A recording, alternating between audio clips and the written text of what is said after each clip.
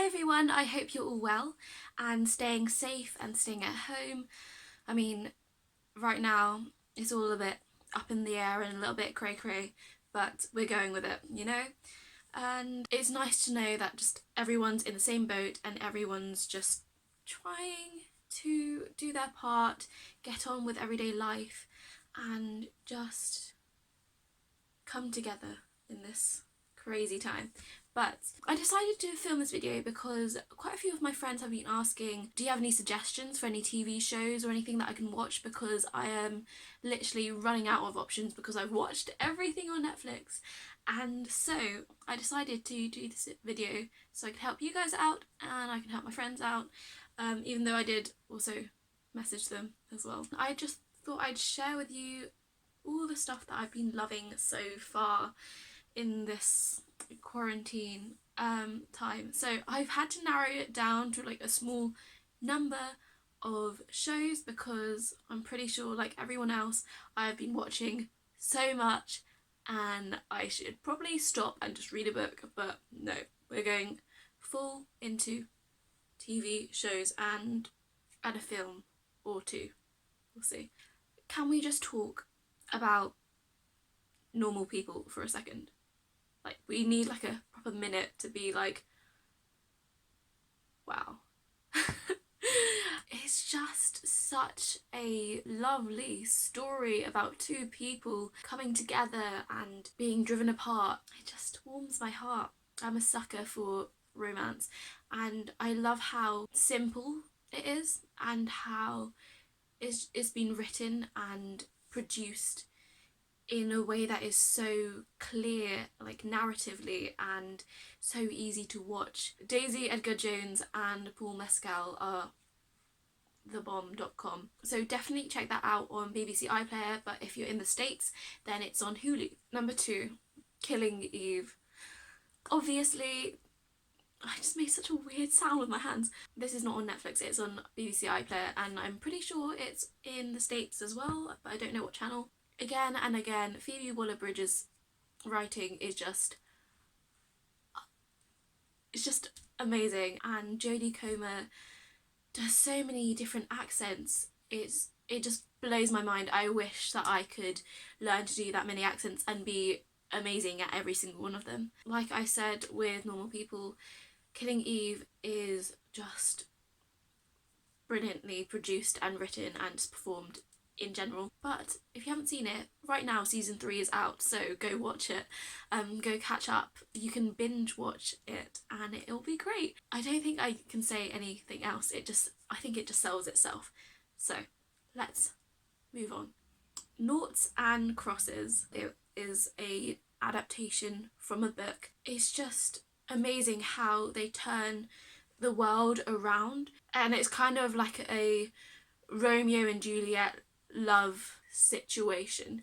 The story is amazing and I feel like it's just something that everyone needs to watch because it's about race, it's about love, it's about connections and relationships. It's just great for the brain, you know. So I'm going to go on to Netflix shows now. This is basically what you've been waiting for, I feel like, because not everyone has BBC iPlayer. What I thought that I should share is the fact that I have finally gotten onto the train or the bandwagon of Peaky Blinders, and it's great. It's not something that I personally would normally choose to watch, but because everyone's saying, oh, you need to watch it, I didn't watch it because they told me to, and then in my own time I was like, you know what, I will watch it, and I was blown away because the writing is so good, the suspense is so good. Yeah, it's just something that I don't normally watch, and it was so good to dip my toes into like another genre of like gangs and crime and sort of black market kind of stuff. Next thing is The Half of It on Netflix.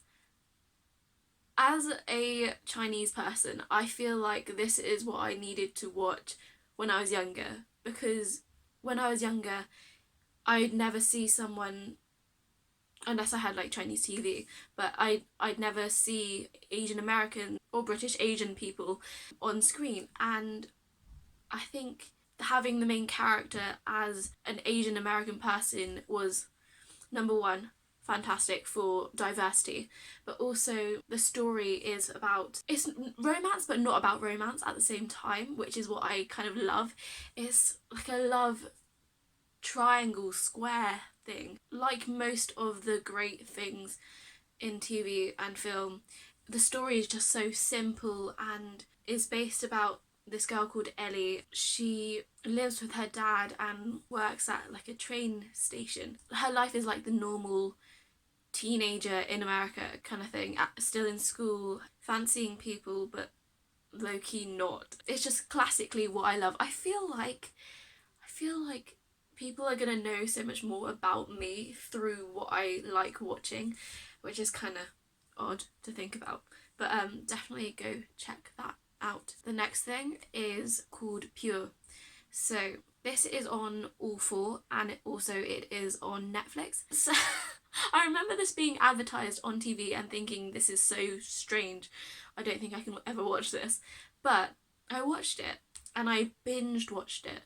I am a classic TV show binger, but I binged it, and what I can sum this up as being is it's so awkward and uncomfortable, but so funny because it's so awkward and uncomfortable. And I personally felt for these characters.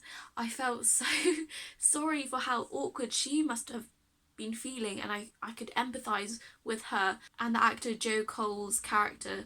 I just felt so sympathetic towards him. Like, I could just see the blue in his eyes, and like I just felt so sorry for him, which is such like a polar opposite to what he is like in Peaky Blinders. And watching it gave me a whole new perception and idea of OCD, and it's not actually just being like a neat freak or clean, it's having these thoughts and compulsions, and people can have it and not know about it, and finding the diagnosis and dealing with it is what the story is about. And I just thought it was great to see the light being shone on OCD and mental health issues in a new light, which was like funny but dramatic and really cuts deep. I think it's such a strange feeling. I've never felt so uncomfortable to be watching it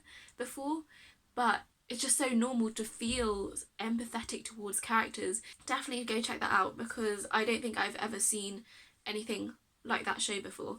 The next thing is Never Have I Ever.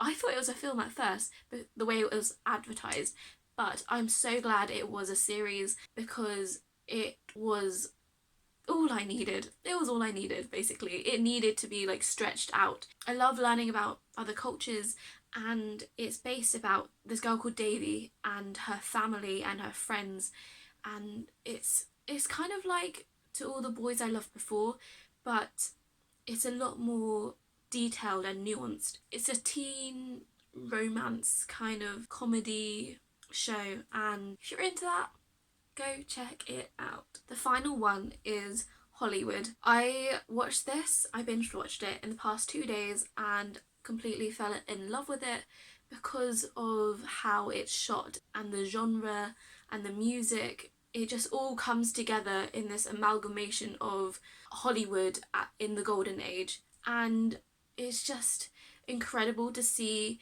how Hollywood has changed but not changed all that much. It was so heartwarming to see more diversity in a show and it being pointed out, and that's in terms of race or gender or sexuality, and even age. I loved how it literally just pointed the finger at the issues that need to be addressed and will always need to be addressed.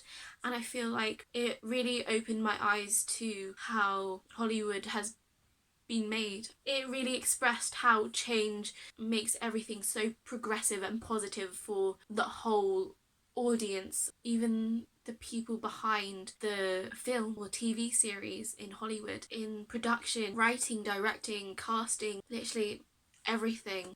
And so if you are interested in watching a period piece, go check it out. So those are all my recommendations for you guys.